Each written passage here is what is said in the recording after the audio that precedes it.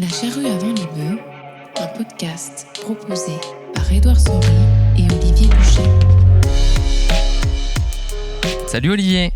Salut Édouard et bienvenue sur La charrue avant les bœufs. Aujourd'hui un nouvel épisode avec deux intervenants qu'on a le plaisir de recevoir avec Édouard à l'Isara et on va parler d'élevage, mais plus précisément de la modernisation de l'élevage, surtout dans la deuxième moitié du XXe siècle, et on va voir avec nos intervenants comment cette histoire, cette pensée de la modernisation peut nous aider à mieux mettre les pieds dans le présent et à penser nos transitions agroécologiques. Alors nos deux intervenants, Pierre Le Gall et Charlène Bouvier. Pierre Le Gall, bonjour. Bonjour. Est-ce que tu peux te présenter s'il te plaît ? Alors, je suis enseignant-chercheur en sciences sociales à l'Isara, sur le campus d'Avignon, et je suis à la base géographe. Est-ce que tu peux juste nous préciser tes travaux, la nature de tes travaux ? Alors, moi, je travaille sur les transitions agroécologiques et territoriales dans les systèmes sous indication géographique et plus précisément en élevage. D'accord, et donc ta thèse était plutôt Massif Central, c'est ça ? Ma thèse, en fait, c'était une histoire de la qualité dans les fromages d'Auvergne. Ok, ben, merci beaucoup Pierre. Et donc à ma gauche, Charlène Bouvier. Charlène, bonjour. Bonjour. Eh bien, même combat, est-ce que tu peux te présenter s'il te plaît ? Alors, je suis doctorante en histoire des sciences et des techniques et en histoire environnementale. Et je travaille sur... ma thèse porte sur l'histoire de l'agronomie de la prairie. Donc tu es en dernière année, c'est ça ? En dernière année, Voilà. et je suis rattachée au laboratoire d'études rurales de Lyon. D'accord, et tu sors tout juste d'une conférence que tu as donnée justement à des élèves ingénieurs. Alors pour tous les deux, finalement, on va introduire cet épisode par la question suivante. Vous avez évidemment par vos travaux un lien avec le monde de l'élevage. Pour autant, vous n'êtes ni éleveur, ni ingénieur agronome, ni zootechnicien, ni chercheur en génétique animale ou que sais-je. Alors déjà, qu'est-ce que vous pouvez nous dire de ce que vous savez, ce que vous ressentez de la situation aujourd'hui de l'élevage et donc pourquoi vous avez un intérêt à travailler sur l'élevage ? Pierre ? Je crois qu'on entend un peu tout et son contraire en ce moment sur l'élevage. On a eu par exemple le rapport de la Cour des comptes au printemps dernier qui appelait à une réduction massive de l'élevage français au nom de sa non-viabilité sur le plan environnemental et économique.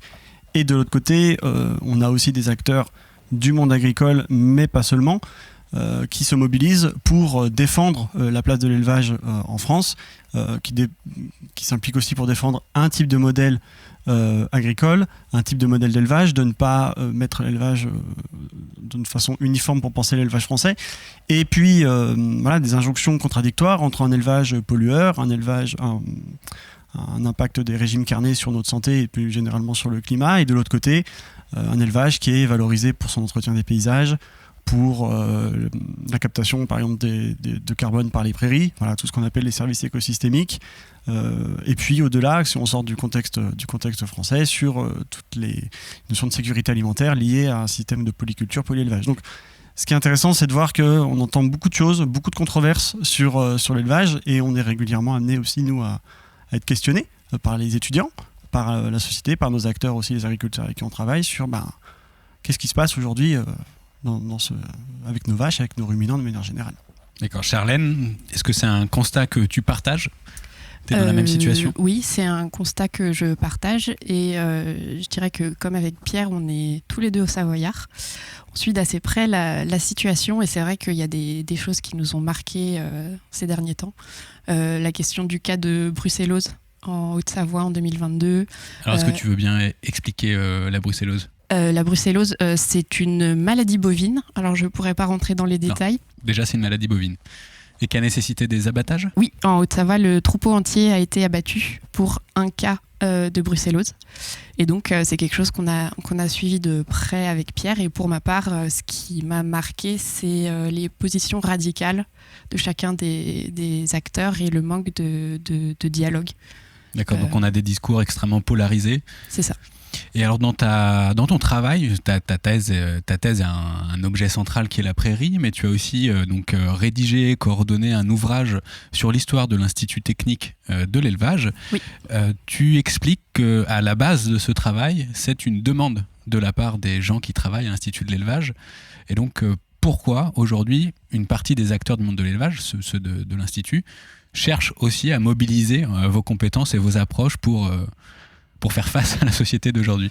Alors, on a été sollicité par la commission Histoire qui a été créée au sein de l'Amicale des retraités de l'Institut de l'élevage.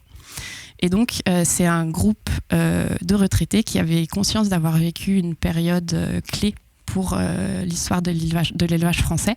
Et donc, ils ressentaient le besoin de témoigner et surtout d'analyser, d'avoir une réflexion postérieure sur ce qu'ils avaient vécu, avec l'envie de transmettre leur expérience.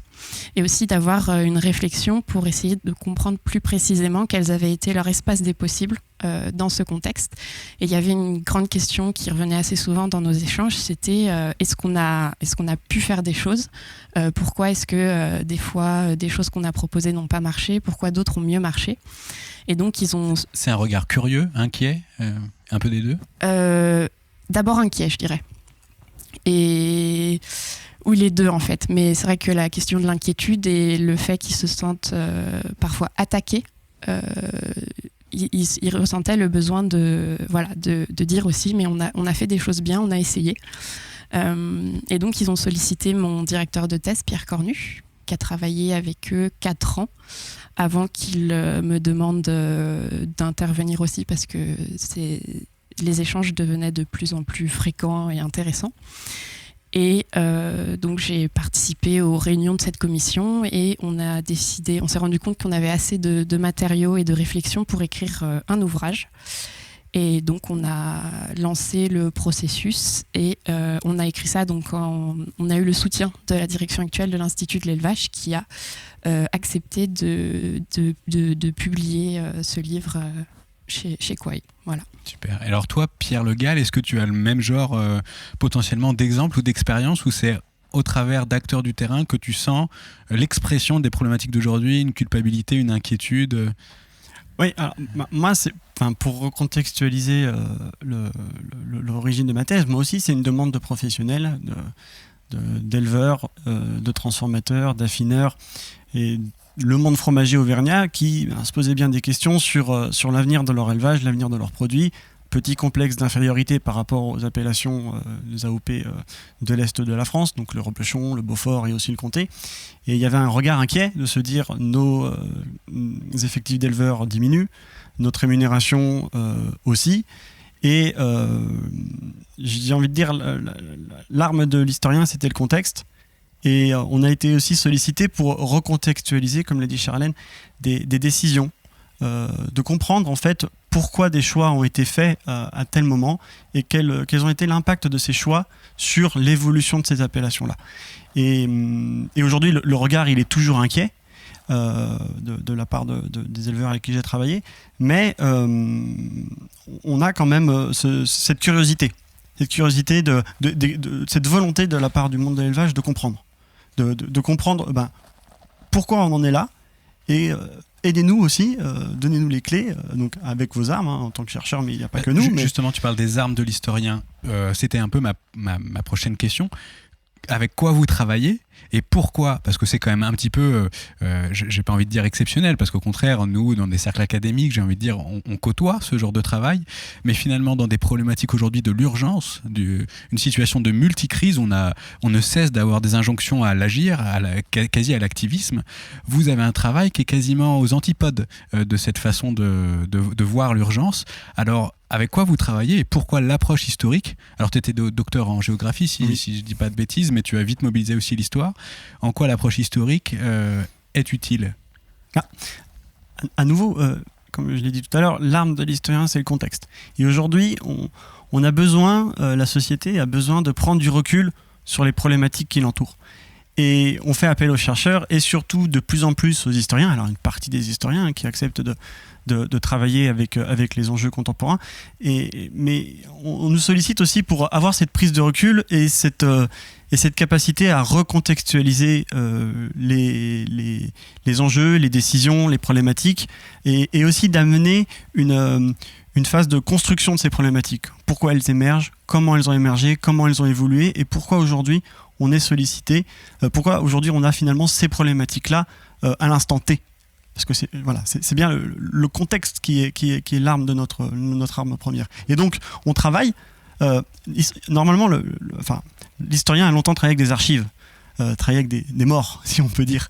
Et une partie des historiens, Charlène et moi, mais d'autres également, acceptent aussi de se confronter à la société et d'être mobilisés, de sortir aussi de son confort et de sortir des papiers et de sortir de sa bibliothèque, effectivement, pour se confronter à l'altérité et essayer d'apporter ces éléments, ces armes d'historien, mais aussi en retour de se nourrir de ces problématiques émergentes de la société pour lui aussi construire.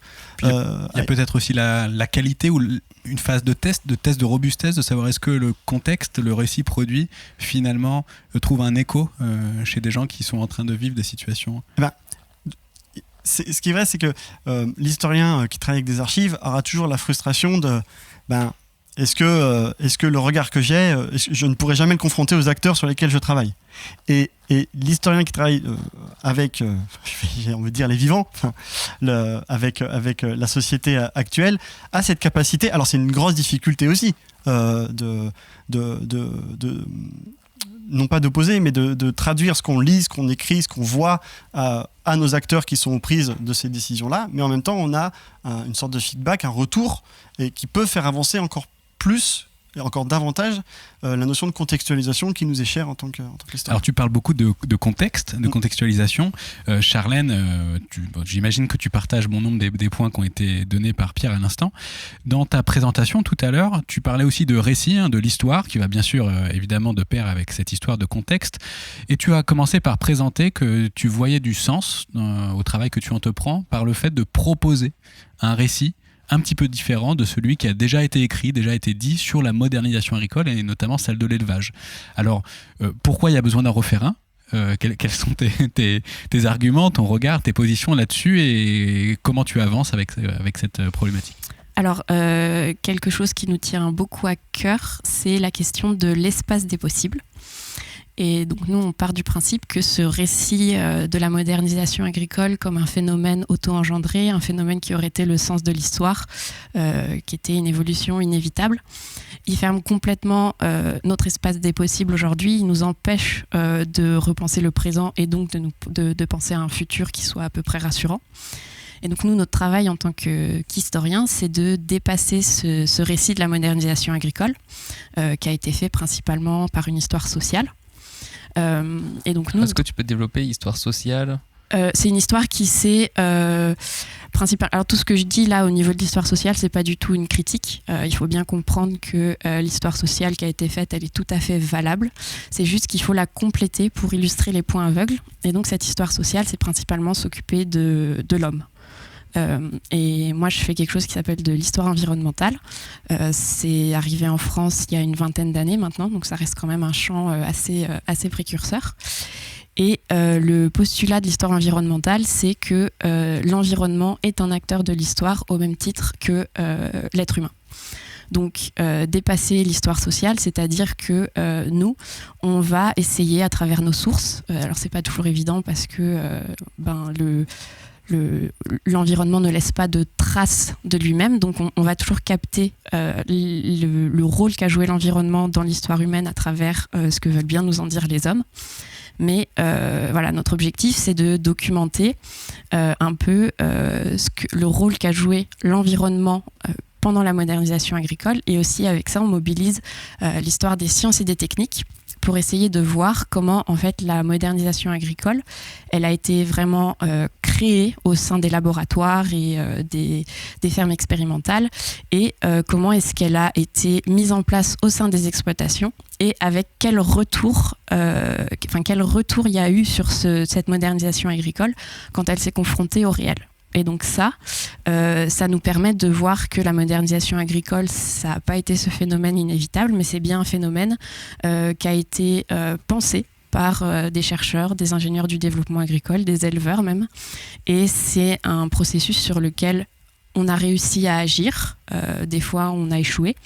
Mais en fait, en mobilisant l'histoire environnementale et l'histoire des sciences et des techniques, on sort vraiment de ce récit, et du coup, ça nous permet de nous émanciper pour penser à la fois le présent, mais aussi le futur. Alors tu me corrigeras, Charlène, si je dis des bêtises, mais dans ce que tu expliques là, le côté, tiens, on ne fait pas que de l'histoire sociale, mais on va aussi aller regarder l'environnement. On a un petit peu l'impression quelque part que ça résonne bien avec l'époque actuelle où on a besoin de reconsidérer le vivant, la planète qui nous montre tout ce qui ne va pas, les crises, les défauts de la biodiversité, de la pollution. Et donc là, tu dis, il y a une histoire à écrire qui est aussi celle de l'environnement, mais qui n'est pas dans son coin, qui est en interaction avec le social. Donc est-ce que, en fait, vous travaillez un peu sur la coévolution de l'homme avec son environnement? Est-ce que, par rapport à ce que vous dites, on va aller vers peut-être le cœur de votre sujet, de vos apports, de votre pensée ou analyse? Dans cette modernisation de l'élevage, Charlène, tu présentais tout à l'heure comment c'est en allant sur le terrain, dans les territoires, dans les fermes, avec ces acteurs, que l'on voit que la spécialisation, vous allez nous réexpliquer sûrement, c'est-à-dire le fait de chercher à spécialiser les productions, à chercher la productivité. On voit que certes, ça réussit, il y a des leviers extrêmement efficaces pour avancer, mais malgré tout, les acteurs sont confrontés à certaines impasses, à des défauts, à des conséquences négatives imprévues. Et donc, d'un coup, les sciences et les acteurs de terrain, les ingénieurs, vont essayer de mobiliser d'autres outils pour penser la modernisation. Alors déjà, est-ce que vous pourriez nous repréciser en quelques phrases justement qu'est-ce que ça veut dire la modernisation en termes de spécialisation et de changement de façon de faire sur une ferme? Alors, ça commence surtout c'est à la sortie de la Seconde Guerre mondiale qu'on va essayer de soumettre le monde de la polyculture élevage à la logique fordiste. Donc en fait, on va se mettre à traiter l'agriculture comme tout autre domaine économique. Et donc, le vocabulaire des éleveurs, la manière de concevoir l'élevage et de l'encadrer va complètement changer. On va commencer à parler d'ateliers de production, de gains de productivité, qui sont des termes tout à fait nouveaux dans ce domaine. Et très rapidement, ça commence donc en 1945, et dès la fin des années 60, les premières limites de l'application de ce mode de pensée à l'élevage va montrer des problématiques telles que la surproduction, l'endettement de plus en plus important des éleveurs ou des agriculteurs en général, la baisse des prix, donc la baisse des revenus des agriculteurs, mais aussi la chute du nombre d'agriculteurs, l'agrandissement toujours plus important des exploitations. Et ça c'est constaté principalement par les ingénieurs qui sont au contact direct de ces éleveurs. D'accord, donc si on est un petit peu concret, par exemple dans tes terrains d'études, Pierre Le Gall en Auvergne, ça veut dire moins d'exploitation, plus grande, moins de fromage, plus de fromage. C'est des terrains un peu particuliers, les tiens? Surtout, moi, pour avoir travaillé essentiellement sur l'Auvergne, il y avait ce constat que les préceptes de la modernisation agricole appliqués à l'élevage ne fonctionnaient pas en Auvergne. Ne fonctionnaient pas parce qu'à la fois il y avait une sorte de refus d'une partie des éleveurs, mais surtout, ce qui avait été pensé, comme l'a dit Charlène, en ferme expérimentale dans les labos, ne fonctionnait pas, ou pas suffisamment, dans les exploitations du Massif central. Donc se poser la question, qu'est-ce qu'on fait à partir de ça? Et c'est à partir de là où justement des ingénieurs comme quand tu dis il ne fonctionnait pas, c'est-à-dire il ne fonctionnait pas en termes de genre le discours prenait pas, il n'y avait pas de spécialisation. Ça fonctionnait pas, ne serait-ce qu'en termes de productivité. C'est-à-dire que la modernisation de l'élevage dans les années 60, c'était ce qu'on a appelé le triptyque vache Prime-Holstein, les noires et blanches. C'était pas forcément des Prime-Holstein à l'époque, c'était des Frison, mais la vache noire et blanche, le maïs et le soja. Donc ça, faut peut-être juste expliquer rapidement pour ceux qui nous écoutent et qui sont pas forcément spécialistes de ça. C'est qu'en gros, on prend donc la Prime-Holstein, c'est une race de vache qui est forte, on va dire. C'est un peu là d'où vient l'expression vache à lait, mais c'est en gros, exactement. on lui bourre d'aliments, de soja, et de protéines et de trucs, et ça fait plein de lait, et on arrive à des super rendements laitiers. Voilà, exactement. Sauf que ce modèle-là, dans des espaces d'altitude, soumis à des conditions pédoclimatiques qui ne sont pas celles de la Bretagne et de la Normandie, ça ne marche pas. Ou alors ça ne marche pas suffisamment. Et ça, donc les ingénieurs et les éleveurs aussi, qui sont directement aux prises avec ces conseils-là, voient bien que les gains de productivité, dans ce modèle-là, ils sont limités. Donc ça ne veut pas dire qu'il y a un refus total, mais il y a une volonté d'adaptation assez précoce de qu'est-ce qu'on peut prendre, qu'est-ce qu'on peut mettre de côté. Et ça, c'est vraiment bien avant les alertes des années 70 sur la baisse des prix, la crise énergétique, etc. Dès les années 60, on se pose la question, qu'est-ce qu'on peut faire pour viabiliser sur le plan économique des exploitations qui ne peuvent pas répondre à un modèle pensé plutôt pour l'élevage de l'ouest de la France. Donc il y a un point de vue très pragmatique aussi de se dire oui, on va tester, on va mettre en place des CETA, des collectifs d'agriculteurs qui vont tester ces pratiques-là. Et rapidement, il y a ce constat, ça ne marche pas, ou du moins ça ne marche pas suffisamment. Ouais, j'ai une question par rapport à la modernisation de ça. Est-ce que, parce qu'en gros, on a voulu quand même vachement rationaliser l'agriculture, et justement, au niveau de l'élevage, je parle sous votre contrôle, il y a eu cette arrivée de l'équilibre des rations, comme tu dis, avec les aliments, le soja et le maïs, typiquement. Est-ce que ça, c'est par exemple des choses qu'on a voulu implanter dans ce genre de territoire, et on s'est dit, oh merde, ça marche pas? Alors, c'est le chercheur dit toujours c'est un peu plus compliqué que ça. Mais c'est une bonne réponse. Mais disons que moi, dans mon terrain d'études, ça a été l'Auvergne. Les chercheurs auvergnats de l'INRA ont été pionniers dans ce qu'on a appelé, ce qui a été créé ensuite dans les années 70, les tables de l'alimentation. Donc les chercheurs en Auvergne de l'INRA vont être pionniers aussi dans la codification de l'alimentation des ruminants. Et ils vont aussi se nourrir de ce qu'ils voient sur le terrain au quotidien dans leur environnement direct que sont les moyennes montagnes du Massif central. Mais ce n'est pas pour autant qu'ils vont oublier de travailler sur les autres modèles de l'élevage. Ça va. En fait, ces personnes-là vont se nourrir de tout ce qu'ils voient au quotidien et aussi de tout ce qu'ils ont entendu, de tout ce qu'ils voient à l'extérieur. Et ils vont être finalement, alors pas dual dans leur manière de penser, mais ça va vraiment renforcer leur travail par finalement la prise en compte du contexte. On reparle encore une fois du contexte, mais pour le coup là du contexte propre à chaque territoire, et ça va venir renforcer encore plus l'expertise de ces codifications de l'alimentation dont tu parles. Alors dans cette histoire de la modernisation, qu'elle marche parfaitement ou au contraire avec des gros problèmes, si on refait un petit peu le schéma de pensée très simplifié de ce qu'on tente d'implanter dans les fermes, il me semble que c'est vraiment cette histoire d'isoler chacun des facteurs du système et de se demander quel est le facteur limitant pour aller plus loin dans la production. Ma vache n'est pas suffisamment productive, il me faut une nouvelle génétique, ça va débloquer ma production. Mon herbage, ma prairie n'est pas suffisamment productive, il me faut d'autres fourrages ou du maïs ou du soja ou que sais-je, ça va débloquer ma production. Ça peut aller aussi sur les machines, j'ai pas la bonne machine pour traire, ça va pas assez vite, il m'en faut une autre. Et donc on compartimente un petit peu tout, et à chaque levier, on identifie les facteurs qu'on cherche à améliorer, à faire sauter pour aller plus loin dans la production. Il me semble que c'est un peu la même chose dans l'agronomie. On a fait pareil, c'est le facteur limitant. Quel est le facteur limitant? Et on l'enlève. À ce moment-là, toi tu dis dans mon territoire en Auvergne, ça marche pas forcément comme on s'y attendait. Alors toi aussi, Charlène, dans tes études et sur la prairie, avec tes enquêtes auprès de l'Institut de l'élevage, finalement, quels sont les endroits, en dehors peut-être d'un territoire simplement, je ne sais pas, qui n'a pas les conditions pour fournir autant de lait, quels sont les endroits avec lesquels cette logique bloque et qu'elle se confronte à une réalité qui est plus compliquée que simplement lever les uns après les autres les facteurs limitants? Les endroits géographiques.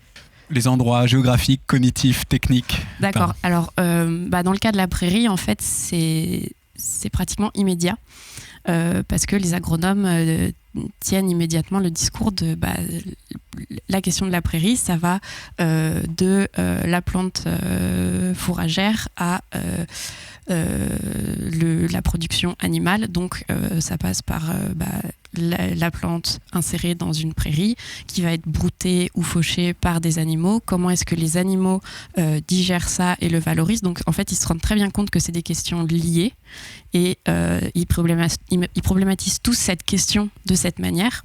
Mais à l'époque, on a uniquement les outils pour aborder ces questions-là de manière très sectorielle, même si ils ont tous bien conscience que ça ne marchera pas comme ça. Et petit à petit, toujours dans le cas de la prairie, on voit qu'il commence à y avoir des dialogues entre disciplines, beaucoup aussi d'expérimentation technique. On va regarder comment les vaches broutent, qu'est-ce qu'elles ne mangent pas. Et c'est là que, dès les années 70, même dès 1946, on commence à s'intéresser au goût alimentaire des animaux. On se rend bien compte qu'ils ont des préférences. Par exemple, le dactyle, une graminée fourragère, est jugée trop poilu pour que les éleveurs, pour que les animaux les mangent. Et les agronomes, en fait, s'ils arrivent à comprendre ça, c'est justement parce qu'ils vont parler aux éleveurs. Les éleveurs leur disent non mais votre dactyle il est trop rugueux, mes animaux le mangent pas, faut que vous fassiez autre chose. Et donc c'est vraiment dans ce dialogue à chaque fois entre les éleveurs et les agronomes qui travaillent sur différents secteurs de la question fourragère, on va avoir un début de dialogue. Et du coup, on va plus commencer à penser ces questions-là en termes de système plutôt qu'en secteurs indépendants qui n'ont aucun lien les uns avec les autres. Et alors cette approche système, qui est justement là où on arrive pour vous amener à parler et à expliquer un petit peu ce que c'est que ça, parce qu'on en reparle aujourd'hui encore et toujours. Les étudiants entendent les enseignants parler d'approche systémique. C'est quelque chose qui revient. On a aujourd'hui une crise qui est dite systémique, donc on sent qu'il y a quelque chose à faire avec ces histoires de système. Juste avant de vous entendre sur finalement vos définitions d'une approche systémique, je voudrais poser un peu la question qu'on a souvent. Et je pense qu'elle a une réponse qui est un peu trop facile. Alors, quel est votre point de vue sur le fait que tu dis, par exemple, on découvre que le dactyle, finalement, est pas si goûtu que ça pour une vache et qu'il a fallu que les chercheurs ou les ingénieurs aillent voir les éleveurs pour s'en rendre compte. Est-ce que quand on dit ça, on est simplement en train de dire que finalement, isolés dans leur station d'expérimentation, les chercheurs ont dû redécouvrir tout ce qu'un paysan savait déjà? Est-ce que c'est réducteur, trop facile, ou il y a un petit peu de ça? Il y a un petit peu de ça. Et d'ailleurs, dans les années fin 70, début 80, c'était pas un slogan à l'époque, mais que ça soit à l'INRA ou dans les instituts techniques animaux, il va commencer à y avoir cette phrase, c'est si les agriculteurs font ça, c'est qu'ils ont une raison de le faire. Et donc l'objectif de ces chercheurs et de ces ingénieurs, ça va être de comprendre pourquoi ils font ça. Et donc là, on va commencer à considérer l'éleveur comme un sachant. Et alors, il a des modes de connaissance différents de ceux des chercheurs et des ingénieurs. Mais petit à petit, ces chercheurs et ces ingénieurs vont voir toute la fertilité du dialogue avec les éleveurs qui ont aussi un mode de connaissance dont on a besoin et qu'on a perdu en développant cette approche purement technique et sectorielle dans les fermes expérimentales et les labos. D'accord, donc Pierre Le Gall, toi, est-ce que ça correspond aussi à tes travaux? Est-ce que justement tu peux arriver à nous définir finalement qu'est-ce qu'on entend par cette approche systémique qui fait toujours un peu mot-clé passe-partout, mais en quoi ça fait écho à cette recherche de terrain avec les acteurs et quelle est sa spécificité, vraiment? Alors, pour rebondir aussi sur ce que vient de dire Charlène, en fait, ce qui ne fonctionne pas aussi dans la modernisation agricole, c'est ce qu'on a appelé l'approche analytique. C'est-à-dire qu'il ne suffit pas d'appuyer sur un bouton pour changer, pour améliorer l'ensemble de la production de lait, de la production céréalière, de la production de viande, etc.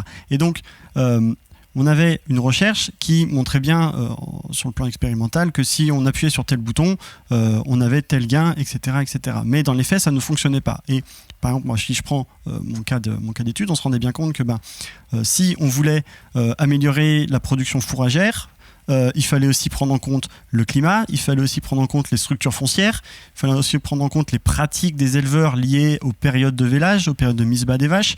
Et en fait, on ne pouvait pas penser le développement de la prairie, le développement de la production fourragère sans prendre en compte à quel moment les vaches on les mettait à l'herbe, est-ce que la structure foncière le permettait. Et donc du coup, rapidement, et au-delà de ça, je passe la question de l'impact rapide qui apparaît dès la fin des années 70 sur ce que mangent les vaches, ça donne un goût sur le lait.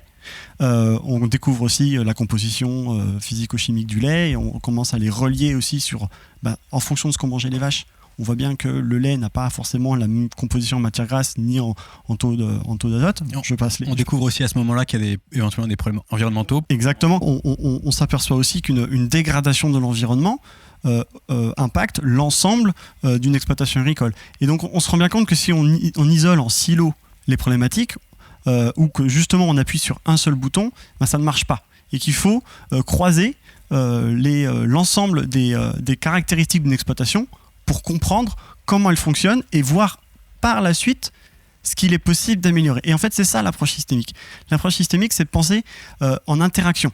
Et on parle bien d'approche systémique parce que si on parle d'analyse, c'est-à-dire qu'on a toutes les clés et on comprend toutes les interactions. Or, lorsqu'on parle d'approche, c'est qu'on tend vers cette analyse en acceptant une part aussi d'inconnu. Donc c'est aussi l'une des critiques de cette approche systémique, c'est de ne pas réussir justement à tout décrire, mais c'est de tendre vers une maximum description des interactions entre l'agronomie, entre la zootechnie, entre la sociologie. Oui, effectivement, rapidement aussi, les chercheurs en sciences sociales sont aussi convoqués rapidement dans la modernisation agricole au premier abord pour essayer d'aider les agronomes et les zootechniciens pour leur donner des clés sur pourquoi en fait les éleveurs refusent ou n'appliquent pas ce qu'on leur dit. Et donc les sciences sociales vont être convoquées aussi au premier abord pour donner des clés de compréhension, et par la suite ça va un peu, alors je caricature, je vais vite, mais ça va aussi s'inverser en disant finalement, en lien avec ce que disait Charlène, s'ils refusent, c'est peut-être aussi parce qu'ils ont leur raison. Donc intéressons-nous aussi à leur savoir. Et donc le prisme va s'inverser, mais bien l'idée, c'est de se dire que l'éleveur, il a une approche globale de son exploitation. Intéressons-nous à son approche à lui d'exploitation. C'est ça l'approche systémique, c'est essayer de travailler sur ces interactions plutôt que d'isoler une partie du puzzle. Alors moi j'ai une question, c'est quand on parle d'approche systémique, on parle aussi d'un système. Est-ce qu'il faut définir les limites de ce système ? Alors, c'est pour ça qu'on parle d'approche. Ouais, parce qu'au final, tu peux aller jusqu'à l'infini, quoi. Enfin, je sais pas, René Dumont, après, est parti dans une vision, par exemple, mondialiste du truc. Enfin, il a dépassé la notion même de la parcelle, de l'exploitation, de tout ça et tout, dans des approches. Enfin, il y a plein de gens qui sont sortis du cadre. Donc, comment tu cadres le système, en fait ? Est-ce que tu es obligé de le cadrer avant de te dire, OK, maintenant, je vais parler d'approche technique pour ce système-là, dans ces règles-là ? C'est des débats qui ont été très présents au sein du département SAD, Système agraire et développement de l'INRA, créé en 79 justement, qui rassemblait en fait les agronomes qui avaient développé cette approche. En fait, c'est d'abord des agronomes qui ont travaillé au sein du service d'expérimentation et d'information de l'INRA, qui devait en fait initialement faire le lien entre les recherches de l'INRA et le monde agricole. Et en fait, très rapidement, ils se sont concentrés sur les zones marginales, donc les zones de montagne, les zones plus sèches comme le sud de la France. Et c'est de là que cette approche systémique est née. Et dans les débuts, on voit bien qu'il y a des tâtonnements. Est-ce qu'on parle du système d'exploitation, de la petite région, du terroir ? Il y a beaucoup de concepts différents et qui peut mener effectivement à des réflexions théoriques qui ont eu parfois du mal à aboutir, mais quand même, quand on parle de système, c'est avant tout l'échelle de système d'exploitation. C'est vraiment là-dessus que les agronomes ont fait le focus. Après, il me semble qu'il y a aussi forcément cette notion d'accepter que chaque système est emboîté dans un système plus grand, et qu'après, pour vous, l'idée, c'est d'identifier les systèmes sur lesquels on peut réfléchir, un agir, une action avec les acteurs, et que ça aide à cadrer aussi un petit peu la dimension du système. Alors là-dessus, tu as dit Charlène Bouvier toujours, dans ta conférence tout à l'heure, et on va te réinterroger sur tes travaux purs quelque part, que l'Institut de l'élevage a finalement été un endroit parmi les plus pionniers, ou en tout cas qui a eu une mobilisation précoce justement de ces approches systèmes, alors qu'il y avait d'autres mastodontes de la recherche ou du développement agricole comme l'INRA. Alors, pourquoi l'élevage, et à travers cet institut-là, fait partie des zones de chercheurs, d'ingénieurs ou d'acteurs de terrain, d'éleveurs, etc., où on a pensé en premier cette vision de système. Alors c'est toujours la même chose, c'est d'abord cette proximité avec le terrain, et aussi les instituts techniques qui ont été créés dans les années... L'Institut technique de l'élevage bovin en 1962 et l'Institut technique de l'élevage ovin et caprin en 1970. Et en fait, les premiers ingénieurs qui vont être recrutés dans ces structures, c'est très souvent des gens qui sont issus du monde de la polyculture élevage, des petites exploitations. Et donc, ils se pensent au service des éleveurs et ils sont là pour défendre le modèle de la petite exploitation. Donc déjà, ça oriente leur regard sur le monde agricole.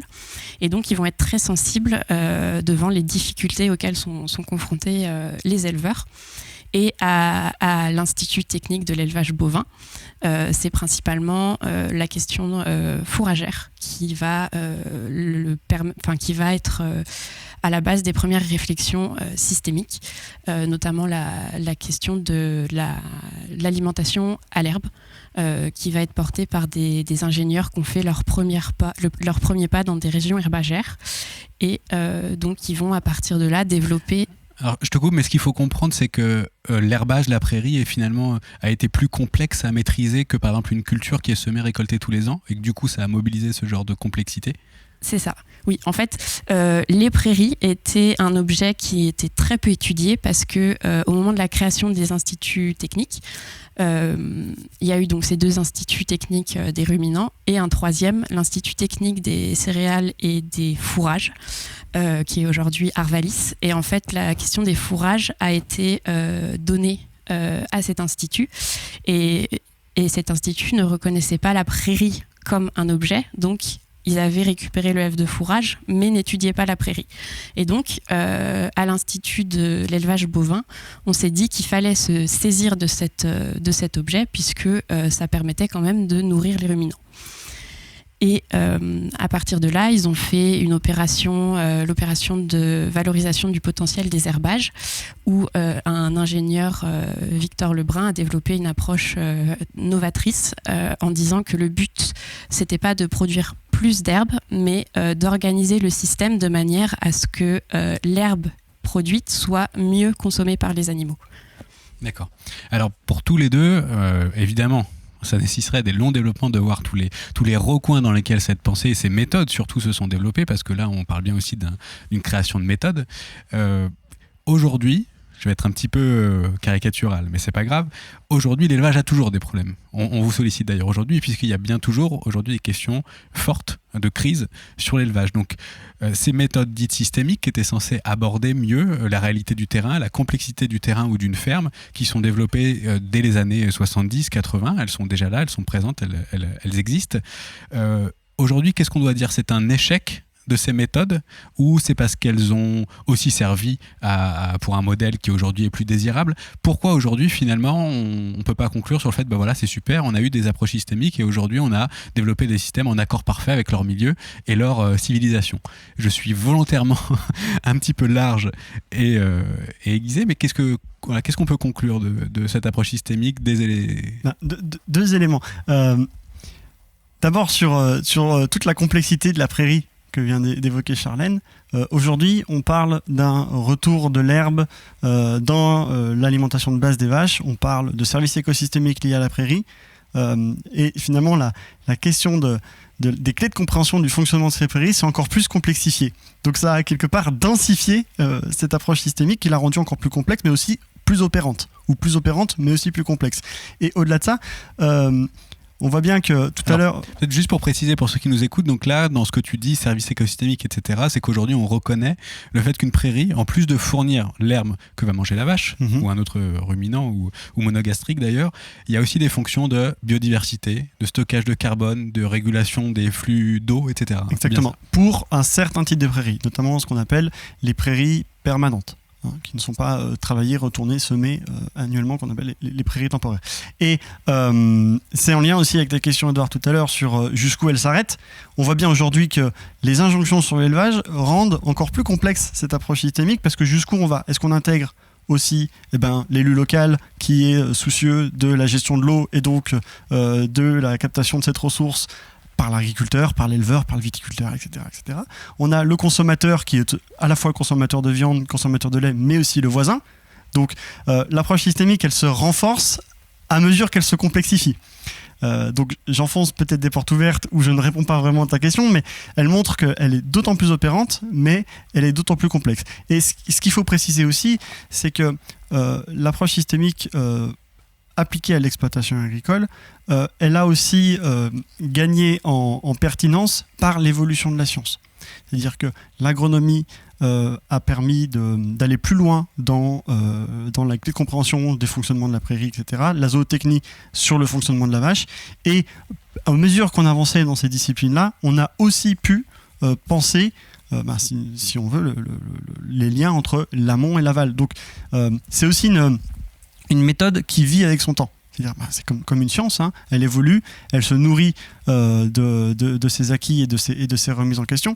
Et aujourd'hui, elle prouve sa pertinence, elle parle à beaucoup de scientifiques, elle permet d'éclairer certains débats de société, mais reste toujours la question de la limite de cette approche-là. Jusqu'où on va ? Mais est-ce qu'elle existe ? Parce que honnêtement, moi, quand je regarde le paysage aujourd'hui de la filière agricole, de l'amont, de l'aval, de tout ça, à part quelques rares cas de projets avec des impluviums, machin, où là il y a des éleveurs et il faut faire attention à ce qu'on est en train de faire, est-ce que l'eau elle coule bien au bon endroit et qu'elle est de bonne qualité. Mais globalement, les expérimentations sont toujours avec le toute chose égale par ailleurs, donc pas du tout du système. Il y a beaucoup de... Alors, ça reste pas à me lancer un débat dans l'épistémologie, est-ce qu'il faut décrire des processus ou essayer d'améliorer des choses. C'est pas l'idée de ma question, mais on est quand même beaucoup encore dans ce genre de choses. À mes yeux, hein, ça n'engage que moi. Mais dans le conseil, les bulletins de santé végétaux, des trucs comme ça, avec des préconisations, il fera beau, il fera machin, vous allez semer, vous allez trucs, ça existe beaucoup. Donc il y a encore le phénomène vachement recette, où comme tu disais avant, avec la modernisation, on va aller optimiser des choses. Quand je vois le développement de la robotique, j'ai l'impression qu'on va aussi dans ce sens-là d'aller prendre le facteur limitant, essayer de l'optimiser et de ne plus le rendre limitant. Alors je vous pose la question, est-ce que cette approche systémique existe vraiment ? Et si oui, à quelle échelle ? Ou est-ce qu'elle est encore marginale ? Et au final, est-ce que vraiment l'Institut de l'élevage, ça a été des précurseurs, mais quel est leur héritage ? Alors là, je vais encore utiliser le mot-clé de l'historien, c'est le contexte. Ce qui nous permet de comprendre l'évolution de la systémique, mais aussi sa diffusion et sa montée en puissance. Ça va être le contexte politique, le contexte économique, mais aussi le contexte de la recherche. Par exemple, le fait que les institutions, aujourd'hui, ne sont pas du tout adaptées, ou alors très peu adaptées à la pratique interdisciplinaire, voire transdisciplinaire que nécessite la systémique. Au niveau des rapports de force politiques, syndicaux, c'est des choses qui ont été cruciales dans l'histoire du développement de la systémique, notamment à l'Institut de l'élevage. Voilà, il y a eu des rapports de force qui ont mis fin à certaines opérations, des mesures économiques, notamment par rapport à la PAC de 1992, qui... Il y avait quoi dans la PAC de 1992 Par rapport à la question dans les années 90, il a été question en fait de faire une réglementation particulière pour gérer le problème de la saturation du marché de viande bovine. Donc l'objectif c'était de faire baisser la production de viande bovine, sauf qu'en France il y avait un gros problème de renouvellement générationnel des agriculteurs. Donc il y avait une peur de la part de la FNSEA et du monde agricole en général d'une perte en gros qu'il n'y ait plus assez d'éleveurs pour mettre en valeur l'ensemble des surfaces fourragères. Et donc la FNSEA a négocié à Bruxelles une dérogation pour que la France puisse aider les éleveurs qui acceptaient de réduire leur chargement, donc le nombre de bovins à l'hectare, de 20%. En reprenant des surfaces fourragères plus importantes. Et donc, il y a eu tout un programme sur l'extensification qui a été mis en place en collaboration avec le ministère de l'Agriculture, des chercheurs de l'INRA, la FNSEA et des ingénieurs de l'ITCF et de l'Institut de l'élevage. Et donc, ils ont développé ils ont recensé toutes les opérations les opérations de développement agricole et les ressources dont ils disposaient pour aider à la mise en place de cette extensification. Et la PAC de 1992, en instaurant des primes, avec les mesures agri-environnementales qu'elle a contribué à mettre en place, en fait, a un peu fait échouer cette approche de l'extensification, puisque ces mesures agri-environnementales n'ont pas du tout cette approche systémique des exploitations. Donc c'était plus des réponses très, très sectorielles et finalement assez court-termistes qui n'ont pas poussé les éleveurs à aller en fait vers ce système extensif. Pierre Le Gall un complément. Oui, juste pour compléter le début de ce qu'on s'est dit dans ce podcast, à quoi sert l'historien ? Et en fait, mon premier propos, ça a été de mettre sur la table la notion de 30% d'élevage en moins dans la Cour des comptes. Et on voit que Charlène nous parle aussi, dans les années 90, de la réduction du nombre de cheptels dans la PAC. Donc la tentation serait de dire ah ben, à nouveau, on parle de la même chose. Et en fait, le travail de l'historien, c'est de dire le contexte de l'époque, c'était réduire la surproduction de viande. Aujourd'hui, c'est réduire la proposition de réduire le cheptel français au nom de la performance environnementale de l'élevage bovin. Donc voilà, la tâche de l'historien, c'est aussi de se dire oui, attention, on a des signaux qui, d'apparence, se ressemblent, mais encore une fois, contextualisons chaque problématique liée à un instant T. Voilà, on sent qu'on est avec des historiens, on a compris, Pierre. Non, tu as parfaitement raison. Tu as parfaitement raison. Et alors, moi, j'ai envie de vous emmener un peu aussi sur cette, quelque part, pas tout à fait dernière question, mais ton travail, je le disais au début, Charlène, était demandé par les acteurs, les professionnels de l'Institut de l'élevage. Vous montrez, vous recréez cette histoire, ce récit. Alors, je le résume un petit peu avec mes mots, qui n'est pas simplement une histoire de la modernisation venue d'en haut, de l'État, imposée aux agriculteurs. On sent qu'il y a des tensions sur le terrain, qu'il y a de la créativité, qu'il y a de l'inspiration, qu'il y a une réalité de compréhension du milieu, qui, avec les agents du développement ou de la recherche, fait émerger des méthodes d'approche systémique. Voilà, je fais vraiment un très gros résumé, vous m'excuserez les raccourcis. Est-ce que quand tu rends ce travail-là aux gens qui t'ont demandé justement ce nouveau récit dont ils avaient besoin, est-ce que tu sens cet espace des possibles qui se réouvre ?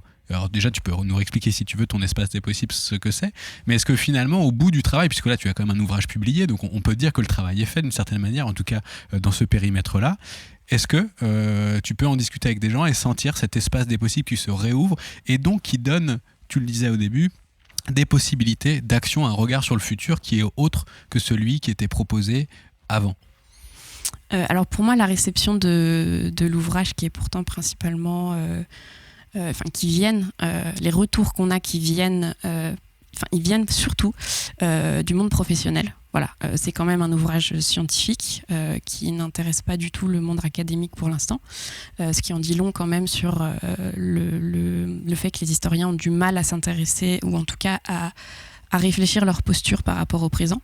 Par contre, les retours qu'on a du monde professionnel, pour moi, ils sont très positifs. Je me dis que mon travail a effectivement contribué à il a abouti sur ce que je voulais qu'il aboutisse. On a des gens qui effectivement nous disent ah mais en fait ça fait longtemps qu'on traite tel thème, ou alors ah bah oui en fait les choses se répètent, donc on n'est pas obligé de repartir, enfin se répètent, comme l'a dit Pierre, elles se répètent jamais vraiment, mais il y a des thématiques qui reviennent, donc on n'est pas obligé de repartir à zéro à chaque fois. Et puis aussi il y a cette idée de ah bah oui tiens, notre institut il a été capable d'un moment se saisir d'une opportunité, donc on est capable de faire des choses.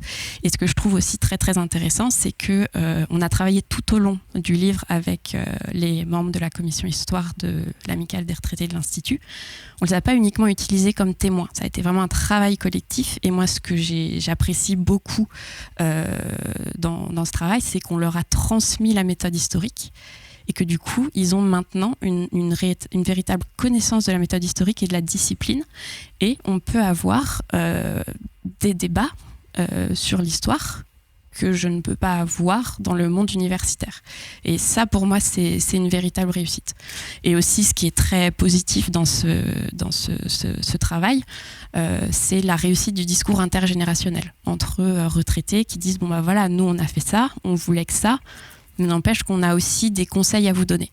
Bah écoute, en tout cas, on a les conditions de félicité de l'historienne Charlène Bouvier. En tout cas, c'est très inspirant. Est-ce que Pierre, tu as aussi quelque chose à ajouter, ou alors tu rejoins complètement Charlène sur l'espace des possibles que tu ouvres ou pas quand tu fais ton travail avec des étudiants ou avec des éleveurs ? Oui, alors... Est-ce que c'est nécessaire aujourd'hui pour changer de retrouver un espace des possibles un petit peu plus soit ouvert, soit différent ? Je dirais même que c'est presque un devoir de la part du chercheur de répondre à ces enjeux de société-là. C'est-à-dire que, après, c'est une manière de concevoir la science, mais on a une posture qui nous permet de répondre à ces questions-là. Et je pense que, moi, ma conception, c'est de dire on a des enjeux de société et le chercheur doit aller mettre les mains dans le cambouis et participer, non pas forcément à donner des réponses, c'est pas forcément son rôle, mais au moins, par ses méthodes, par sa manière de penser, sa prise de recul, doit tout au moins éclairer ces problématiques-là. Je pense que l'espace des possibles, pour moi, il est là. C'est-à-dire qu'on travaille sur le terrain, donc on a des méthodes très inductives, héritées du terrain, qui fondent notre méthodologie, mais on travaille avec le terrain et on travaille aussi pour le terrain. Voilà, c'est une moi et Charlène et moi, on partage cette vision de la science. Voilà, il y a une sorte de, tu parlais de coévolution, mais de réciprocité. Voilà, je te donne, tu me donnes. Et c'est une manière de faire la science qu'on peut accepter ou ne pas accepter. Mais moi, je crois beaucoup à cet espace des possibles-là. Des scientifiques de plein air. Ou en botte. Pour tous les deux, finalement, pour conclure cet épisode, est-ce que vous pourriez nous donner alors ça n'est pas préparé, donc vous allez peut-être un petit peu chercher, nous donner un exemple de ferme, de terrain, d'ouvrage, de personnes, quelque chose qui vous inspire, sur lequel vous auriez l'impression de dire tiens, allez voir ça, vous allez voir ce que ça génère, ce que ça inspire, ce que ça ouvre, d'aller complexifier votre regard, d'aller sur le terrain et voir la quantité d'éléments en interaction pour poser correctement le problème. La question est compliquée, donc vous allez prendre la réponse qui vous vient le plus vite. Qu'est-ce que vous auriez envie de dire à un ingénieur agronome en études qui doit aller se confronter un petit peu à cette regard systémique pour le monde de l'élevage ou plus largement l'agriculture? Moi, je vais tout simplement dire d'aller dans une prairie, d'y rester. Ah, pourquoi? Parce que c'est un écosystème très complexe. Et où on voit à la fois Donc pas juste du régras et du trèfle. Ah non. Non, une prairie permanente. J'ai beaucoup fait ça au début de ma thèse et je continue à le faire parce que pour moi, je ne peux pas travailler sur la prairie si je ne sais pas ce que c'est. Et donc juste aller dans une prairie, sentir, écouter, regarder et essayer de comprendre pourquoi là on va trouver telle graminée, telle légumineuse, ou pourquoi est-ce que à ce moment-là il n'y a pas de vaches dans la prairie alors qu'il y en avait il y a 2 semaines, pourquoi est-ce que telle partie de la prairie n'a pas été broutée, enfin voilà, pour moi il faut un vécu de la prairie. Pour moi oui, je me vois pas faire mes recherches sans ce vécu de la prairie. Pierre, je suis sûr que tu as un bon exemple aussi à nous donner. Tu es peut-être moins balade dans les prairies que Charlène? Non, parce que je suis allergique au pollen. Non, au-delà de ça, c'est d'aller sur le terrain, effectivement. Mais alors, moi qui suis à l'ISARA sur le campus d'Avignon, je trouve c'est extrêmement intéressant ce qui se passe dans le sud de la France sur les interactions entre l'agriculture, la ressource en eau, le changement climatique, la population, des espaces relativement denses en termes de population. Et je crois qu'on a beaucoup à apprendre rien qu'en regardant chez nous ce qui se passe. Et on parlait d'approche systémique. On a des exemples devant nous de comment l'élevage peut cohabiter avec d'autres formes d'agriculture, avec d'autres formes de production, d'autres formes de pratique de l'espace. Voilà, il y a des choses qui sont hyper denses à aller voir. Et c'est vrai qu'on est dans une école d'ingénieurs et je crois que l'ingénieur a tout intérêt à se situer à ces interfaces entre la science et les questions de société. Et j'invite vraiment les ingénieurs, les futurs ingénieurs, agronomes, y compris de l'ISARA qui nous écoutent, à se situer dans ces interfaces-là parce qu'elle est là leur spécificité, leur spécialité, leur plus-value. Mais pour ça passe par faire du terrain. En tout cas, merci à vous deux d'être venus et d'avoir participé. C'était en tout cas un échange bien riche. Moi, je veux juste faire une petite recommandation pour nos éditeurs. Je vous recommande de vous renseigner sur la fleur de foin et sur les prairies historiques parce qu'il y a eu des gros programmes de réensemencement de prairies et qu'on a perdu une énorme biodiversité dans les prairies qui existent aujourd'hui. Donc, renseignez-vous. Je vous donne pas la réponse clé en main. Peut-être qu'on en fera un épisode avec Olivier. Et en attendant le prochain, on vous souhaite à tous une belle soirée, une belle journée. C'est aussi ça la magie des podcasts. Salut! Salut, merci, au revoir, merci Pierre, merci Charlène. Merci à vous. Revoir.